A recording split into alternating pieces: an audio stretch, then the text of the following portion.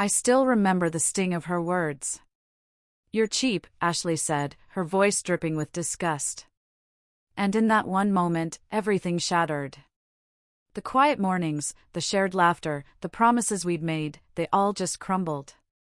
It felt like I'd been walking a tightrope, and she'd finally cut it. But the truth? That rope had been fraying for a long, long time, practically since the day we met. I just hadn't wanted to see it.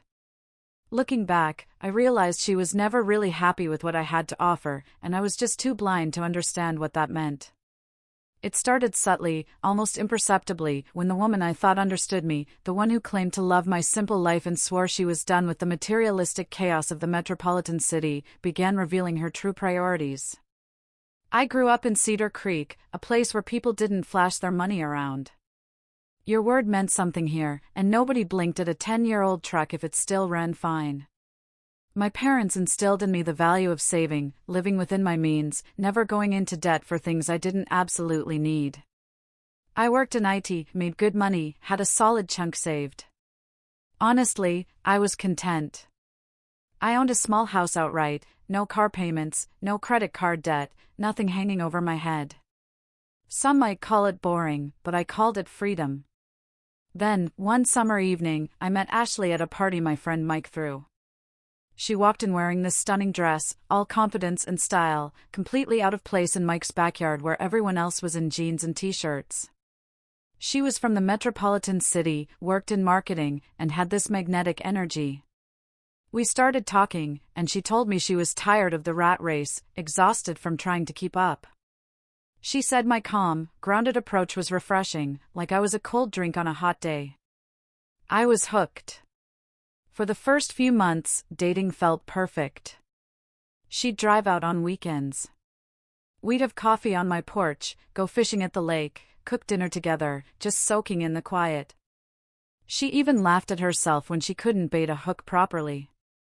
She constantly said she loved how different my world was from hers, how lucky she felt to have found someone not obsessed with status. I remember one night, under the stars, she looked at me with those soft eyes and said she finally felt like she could breathe. That was it. That was the moment I fell completely, utterly for her. The moment I believed I'd found someone who truly got me. But then, little things started to happen. Small comments I brushed off at the time. She'd joke about my truck being older than some of her friends' kids. Or suggest we upgrade to a nicer restaurant instead of the local diner. Or mention her friends back in the metropolitan city had these amazing apartments with skyline views. At first, I thought it was just harmless conversation, a way to compare our different lives. But the frequency started to increase. She'd scroll through social media, showing me engagement rings her friends got, huge diamonds that cost more than my truck. She'd laugh and say, "Can you imagine spending that much?" But there was always this flicker in her eyes, a one I tried to ignore. She started talking about her old life more, the fancy dinners, the Key West getaways, the designer clothes. She'd always follow it up with, "But I don't miss any of that," which, looking back, should have been my first real clue that maybe she did miss it, more than she let on. About 8 months in, I knew I wanted to marry her. I'd been saving my whole adult life and had enough for a beautiful sapphire engagement ring, her favorite gemstone, set in white gold with accent stones. It wasn't a massive diamond, but it was elegant, unique. I thought it represented us perfectly. I proposed on that same porch where we'd spent so many quiet mornings, at sunrise, coffee getting cold beside us. She said yes, cried happy tears. For that first week, everything felt like a dream. Then came the moment that really should have made me pause. The following weekend, we drove to her parents' house so I could officially ask for their blessing and she could show off the ring. The whole drive, she was a nervous wreck, fidgeting, checking her makeup, barely speaking. Her mom met us at the door with a huge smile, pulled Ashley into a hug, and immediately grabbed her hand. I watched her mom's smile falter, her eyes flick to mine with a look I couldn't quite read. Her dad was more subtle, a firm handshake, "Congratulations." But I could feel the judgment. Her mom made a comment about sapphires being interesting choices with way too much enthusiasm, the kind of tone people use when they're trying really hard to be polite about something they dislike. Ashley barely showed the ring to anyone else that day. She kept her hand in her lap at dinner, didn't post any photos. The drive home was quiet, uncomfortably quiet. When I asked if she was okay, she just smiled and said she was tired. But I saw the way she looked at that ring when she thought I wasn't watching, twisting it around her finger like she was trying to imagine it being something else. Lying in bed that night, staring at the ceiling, I finally let myself think the thought I'd been pushing away for weeks. Was she embarrassed of what I gave her? Was the woman who said she loved my simple life actually waiting for me to become someone different, someone who could give her the life she'd left behind? Here's what I should have recognized then, but refused to see. When someone tells you they've left a certain lifestyle behind, watch how they talk about it. Ashley never said she disagreed with materialism, or that she'd learned it was empty. She just said she was tired. That's not the same as changed. Tired means you want a break, not that you've fundamentally shifted your values. And when her mom made that comment about the ring, it wasn't about the sapphire. It was about me not meeting their financial expectations. I was being evaluated like a business investment, and I'd already failed the first assessment. The question I should have asked was, if she's embarrassed to show her family what I gave her, how will she feel showing her friends, her coworkers, the rest of her world? But I didn't ask, because I was in love. And love has a way of making you ignore the obvious until it's too late. When someone consistently compares your life unfavorably to their past, they're telling you exactly what they still want, and it's not what you're offering. The wedding planning started, innocently enough, or so I told myself. Ashley suggested we make a guest list. I was thinking maybe 50 people, close family and friends, an intimate celebration. She pulled out her laptop, and I watched that list grow from 50 to 75, then 100, and she just kept going. When I asked why so many, she looked at me like I'd asked why we needed oxygen. She said it would be rude not to invite her entire extended family, all her work colleagues, her college friends, and everyone from her parents' social circle. Suddenly, my intimate celebration was a corporate event with over 200 guests. She started showing me vineyards, historic mansions, waterfront properties with year-long waiting lists. Every option came with a price tag that made my stomach churn. Whenever I brought up the cost, she'd wave it off. Weddings are expensive, this is normal. I suggested something simpler, the community center where Mike's sister had her wedding, or an outdoor ceremony at the lake. But Ashley's face would cloud over, a tight smile telling me I'd said the wrong thing. She started using phrases like our special day and once in a lifetime, like those magic words justified any amount of spending. The catering became our first real fight. I found a great local caterer, buffet style, delicious food, reasonable prices, excellent reviews. Ashley glanced at the proposal for 30 seconds, then pulled up websites for premium companies doing plated, multiple-course meals with wine pairings. The cost difference was staggering, tripling our food budget. She insisted buffets looked cheap and tacky, that her family would judge us, that we couldn't ask people to stand in line at their own wedding. I tried to explain most of our guests wouldn't care, they'd just be happy to celebrate with us. But she'd already moved on to hiring a live band instead of a DJ. Every wedding conversation became a negotiation where I was unreasonable for wanting a budget, and she was just trying to ensure we didn't embarrass ourselves. I started dreading these planning sessions, feeling a knot in my chest every time she said we needed to talk about wedding stuff, knowing it meant more money on things that didn't matter to me. Then one night, unable to sleep, I grabbed her laptop to check email because my phone was charging. The browser was still open to her last search. Tabs. She'd been Googling how to upgrade an engagement ring, looking at diamond replacements, scrolling through before and after photos of rings with bigger center stones. I just sat there in the dark, staring at that screen, feeling something break inside me. She'd never said a word about being unhappy with the ring, never mentioned wanting something different. But here was the evidence she'd been thinking about it, probably since the day I proposed. I closed the laptop, lay back down, and couldn't stop thinking about all the times she'd angled her hand away in photos, kept it in her pocket during family gatherings. All the little signs I'd missed, or chosen to ignore. That was the moment I realized she'd never truly been happy with what I offered. She'd just been waiting for me to figure out I needed to offer more. The bridesmaid situation pushed things further. Ashley wanted her sister Sarah and 3 college friends in the wedding party. Fine, until she announced they all needed to buy matching dresses from a specific boutique. These weren't regular dresses you could find on sale, these were custom-ordered gowns, several $100s each, plus alterations, plus the matching shoes. Sarah called me one afternoon, her voice tight with stress. She had 2 kids, a mortgage, a tight budget, and Ashley had shut her down completely when she tried to suggest more affordable options, calling her unsupportive. Sarah called me hoping I could get through to Ashley. When I brought it up that evening, Ashley's response made my blood run cold. She said if people couldn't afford to be in her wedding, maybe they weren't the right people to have standing beside her. That real friends would find a way to make it work. This was her one chance for everything to be perfect, and she wouldn't compromise because others had financial problems. I stared at the woman across from me and genuinely didn't recognize her. This wasn't the person who'd sat on my porch and talked about how exhausting it was to keep up with expectations. This was someone creating those exact expectations for everyone around her. The breaking point came when she started talking about her bachelorette party. Her friends wanted a weekend in Key West, clubs, beaches, bottle service. All the bridesmaids were expected to chip in for Ashley's expenses on top of their own. Flights, hotels, party packages, it would easily cost each person over $1,000. Sarah called me again, practically in tears, saying she couldn't afford it, but Ashley was making her feel guilty. Posting things in the bridesmaid group chat about sisterhood and how she was hurt not everyone was excited. I finally sat Ashley down. I told her we needed a serious conversation about money, expectations, what we could actually afford versus what she wanted.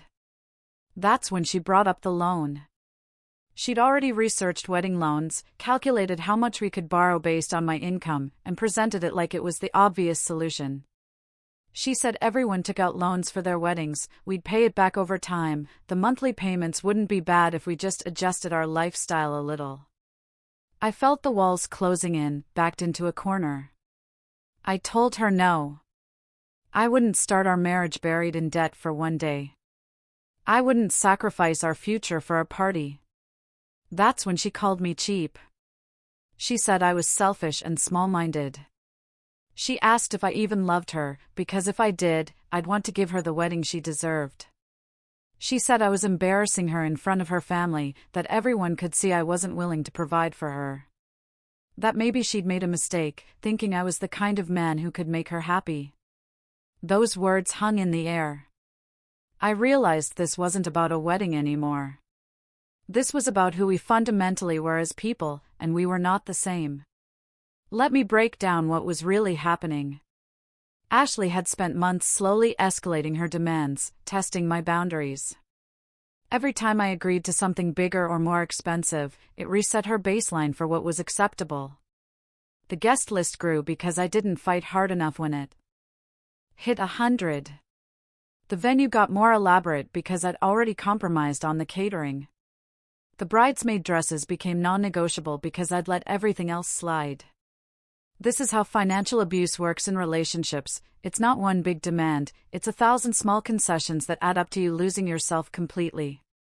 And that accusation, that I didn't love her enough? That's the nuclear option of emotional manipulation.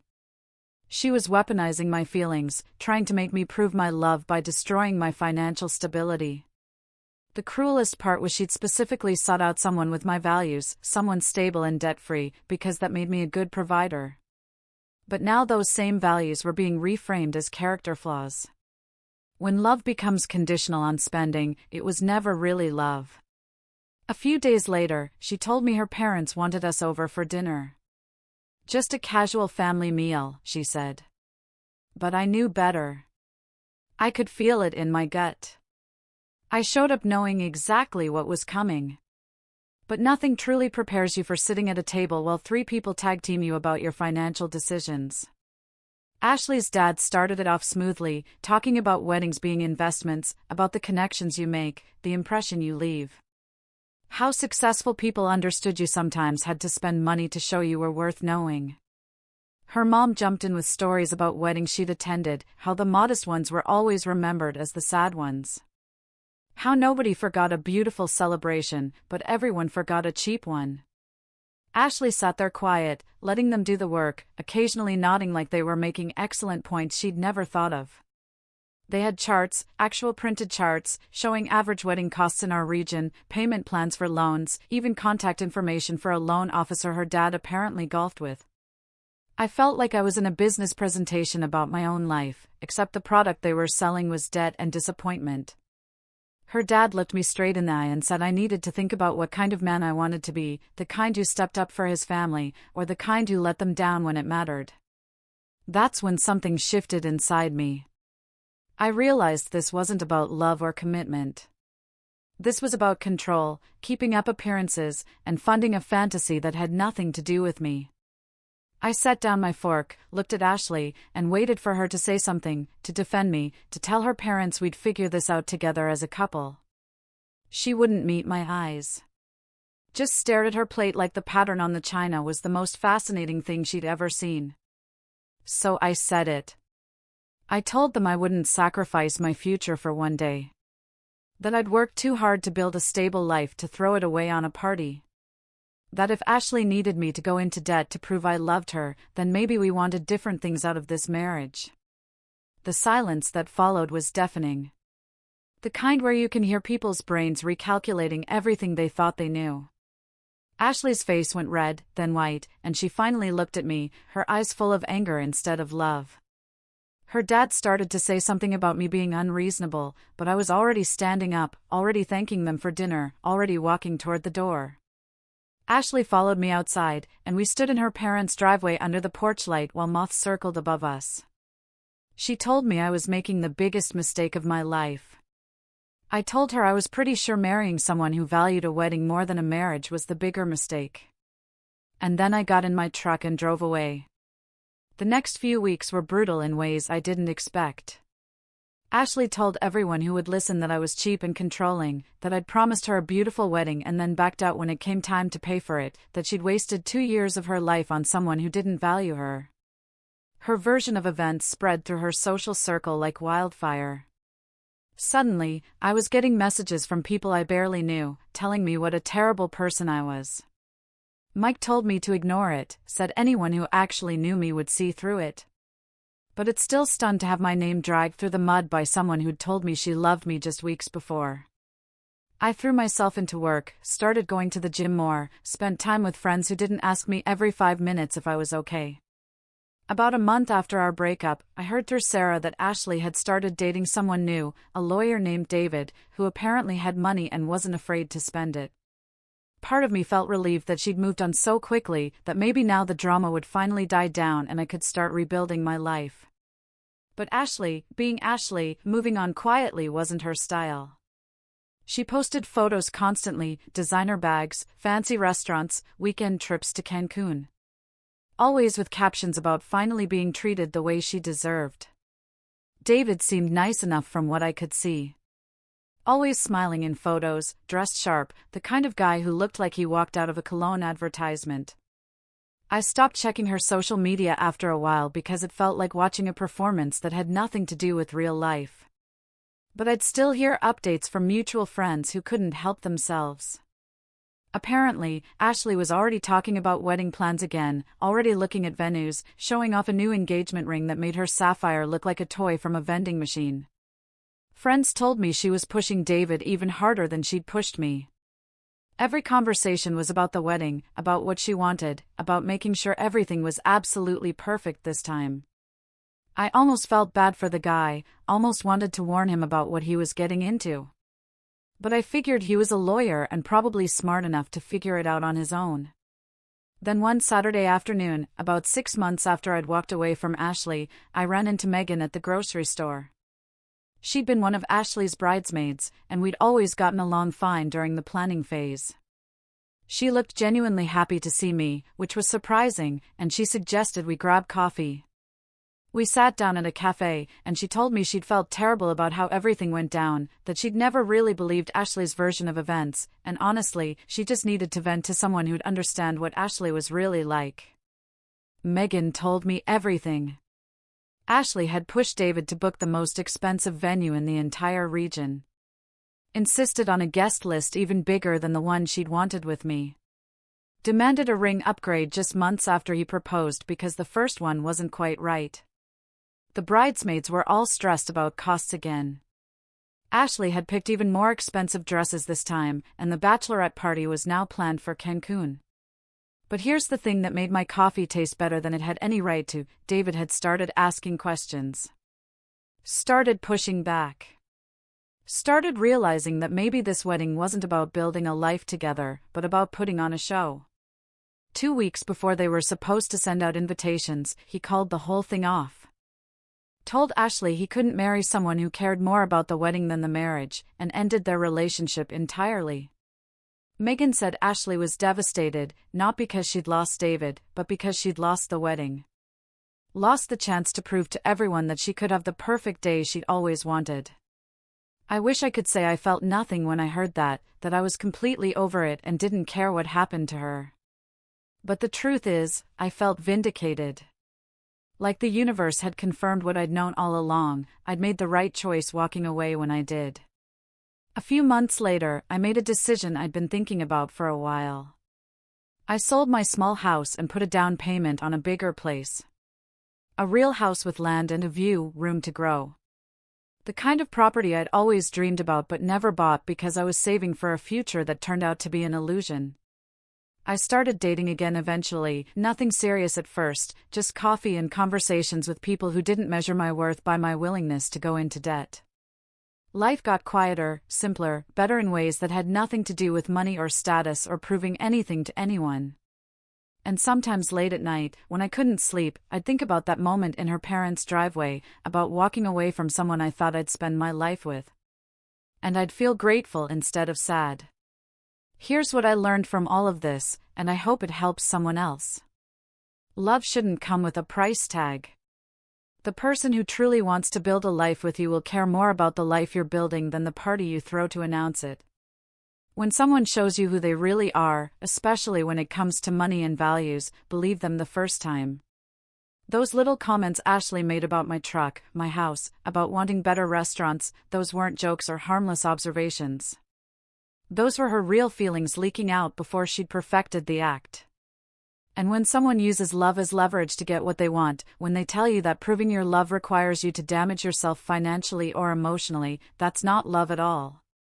That's control wearing a romantic disguise. I didn't lose a fiancé that night. I escaped a future I would have regretted forever. I escaped years of debt, years of feeling like I was never enough, years of watching my hard-earned savings disappear into someone else's fantasy while my own dreams collected dust. The wedding she wanted would have lasted one day, but the debt would have lasted years, and the resentment would have lasted even longer. Sometimes the best decision you can make is the one that disappoints everyone else but saves yourself. What would you do if someone you loved asked you to compromise everything you'd worked for?